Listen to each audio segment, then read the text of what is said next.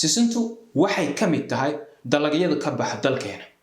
waxaana laga helaa qaybaha kala duwan ee nafaqada oo jirka bini'aadamka ka maarmi karin haddii midkood jirkeena laga waayo ama ay ku yaraadaan xaaladeena caafimaad ee khatar geli karto haddaba waxaan doonayaa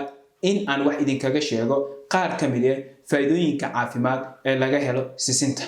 inta aanu u gudagelin waxaan si gaar kaga codsanahay in aad muuqaalka share gareyso oo aad gaarsiiso asxaabta kugu xiran si ay ugu faa'iideystaan sidoo kale muuqaalka like saar page-kana follow dheh si ay kuu soo gaaraan muuqaalada caafimaadka oo maalin walba halkan soo geli mahadsan guud ahaan sisintu waxay ka kooban tahay qaybaha kala duwan ee nafaqada oo waxay qani ku tahay fitamiinada sida vitamin A, vitamin C, vitamin B9,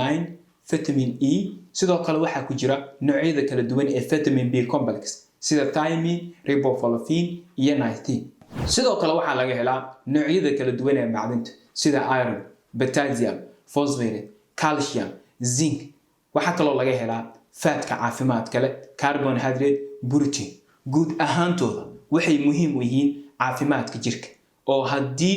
qaarkood jirkeena ay ku yaraadaan amaba laga waayo ay caafimaadkeena halis geli karto haddaba waxaan doonayaa in aan wax idinkaga sheego qaar ka mid ah faa'iidooyinka caafimaad ee laga helo isticmaalka sisinta qodobka ugu horeeyo sisintu waxay kor u qaadaa caafimaadka lafaha oo waxay ka hortagtaa xanuunada ku dhaca lafaha sida rheumatism-ka waayo waxaa ku jira noocyada kala duwan ee macdanta sida magnesium, phosphorus, zinc guud ahaantooda waxay ka qayb qaataan dayactirka iyo xoojinta lafaha qodobka labaad sisintu waxay aad ugu wanaagsan tahay amaba ay caawisaa dheefshiidka maxaa yeelay waxaa ku jira xaddi badan oo fiber oo ka hortago calool fadhiga ama calool xiranka hadba sidaa u taqaanid sidoo kale waxaa ku jira vitamin B-ga oo caawiya burburinta dheefshiideed ee cuntada qodobka saddexaad sisintu waxay aad ugu wanaagsan tahay hooyada uurka leh maxaa yeelay waxaa aad ugu badan vitamin B9 ama folic acid hadba sidaa u taqaanid maadadan waxay aad muhiim ugu tahay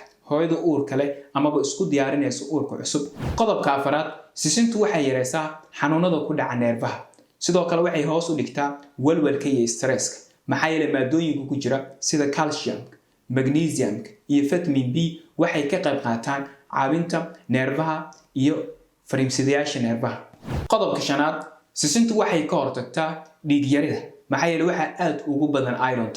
iron-tan waxay ka mid tahay qaab dhismeedka unugyada dhiigga cas qodobka lixaad sisintu waxay aad ugu wanaagsan tahay haragga ama maqaarka maxaa yeelay waxaa ku jira duxda caafimaadka leh ee u wanaagsan haragga qodobka toddobaad sisintu waxay aad ugu wanaagsan tahay caafimaadka wadnaha maxaa yeelay waxaa ku jira duxda caafimaadka leh ama unsaturated fatty acid-ka oo ka hortaga cholesterol-ka sidoo kale waxaa ku jira magnesium oo aad ugu wanaagsan caafimaadka wadnaha qodobka sideedaad sisintu waxay ka qayb qaadataa difaaca jirka sidoo kale waxay sunta ka saartaa jirka maxaa yeelay waxaa ku jira maadada zinga oo ka qayb qaata difaaca jirka qodobka sagaalaad oo ah qodobka ugu dambeeya sisinta waxay aad ugu wanaagsan tahay hooyada nuujinayso maxaa yeelay waxaa ku jira nafaqada noocyadooda kala duwan sida borotiinka duxda caafimaadka leh iron, calcium, magnesium oo guud ahaan muhiim u ah hooyada iyo dhalaankaba fadlan ha iloobin in aad muuqaalka share gareyso oo aad gaarsiiso asxaabta kugu xiran si ay uga faa'iideystaan